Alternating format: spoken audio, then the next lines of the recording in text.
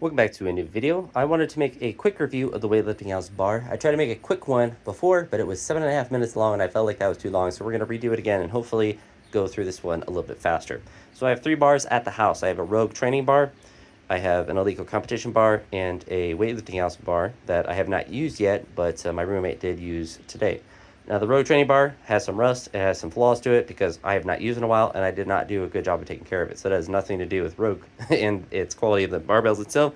It has to do with the fact that I just didn't clean it off and threw it in storage because I was just felt like using the Eleiko bar one day and just never looked back. But the big reason I switched from using the Rogue training bar to the Eleiko bar was that it was available. This is my roommate's bar, the Eleiko one.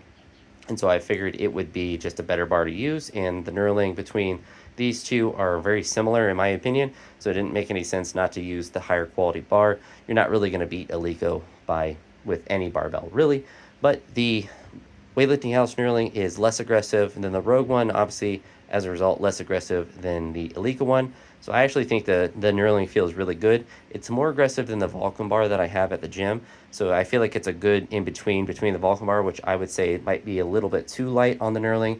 And then obviously the Eleiko competition bar is good for competition knurling, but not for everyday training as much. But honestly, it's toughened up my hands a pretty decent amount, so it's not the worst thing in the world to use.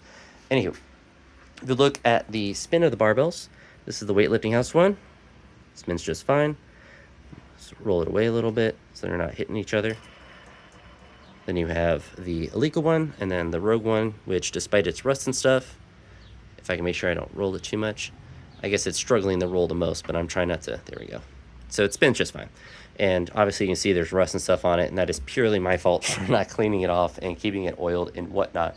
I don't know if the Weightlifting House bar is an oil-bearing bar. I'm going to treat it as such and not store it vertically, nor do I have any, I don't really have any way to store it vertically in my shed, but I think it's a good in-between knurling between, obviously, the competition, which is going to be the most aggressive, then Rogue, which I think is the second, and then this is the third. Vulcan, the training bar, being the fourth least aggressive with the barbells.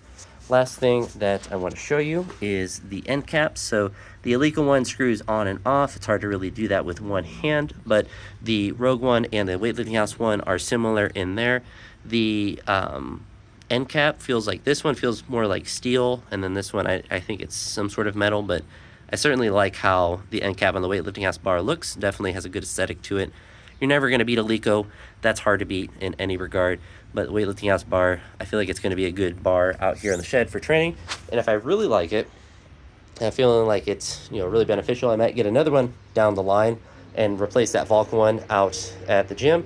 But for now, it is certainly a barbell that I'm excited to be using. Today it's just for snatch balances and front squats plus jerks, so nothing that's too radical, but I should get a good feel of how it does feel when I'm holding it and stuff. My roommate said it felt bigger than the Eleiko bar. I don't really think that is the case. I think it probably is the fact that the knurling feels different, so it just feels different than an Eleiko bar, because to me, all of these feel the same, and they all should because they're all the same size.